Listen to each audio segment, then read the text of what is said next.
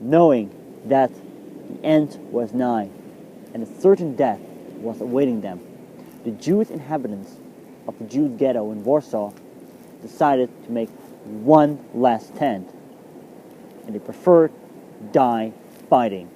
My name is Stefan, this is History Hustle, and I'm standing here in Warsaw, Poland, and in this video I'm going to talk about the Jewish Ghetto Uprising of 1943.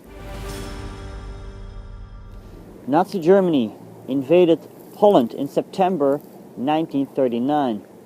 At the end of that month, after heavy bombardments, Warsaw surrendered. 1 year later, the Nazis established the Jewish ghetto in Warsaw, which was located in the original Jewish quarter. Shortly after that, the whole quarter got walled. Nobody could come in or out. Now, from the beginning, there was overpopulation.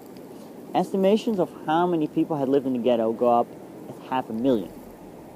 In January 1942, the Nazis decided to exterminate the Jews, which was decided at the Wannsee Conference. And in the summer of that year, the first deportation round began. Hundreds and thousands of Jews were deported from Warsaw to several concentration camps, where many of them would die. In January 1943, a second deportation round was about to begin. Jewish resistance organizations within the ghetto knew that if they rose against the Nazis, they would die.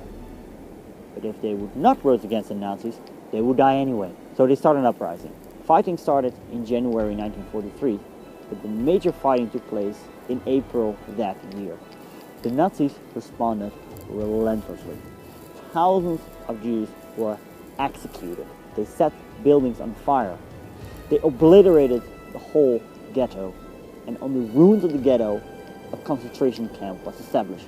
50,000 Jews were deported to Treblinka. The leaders of the uprising committed suicide in May 1943.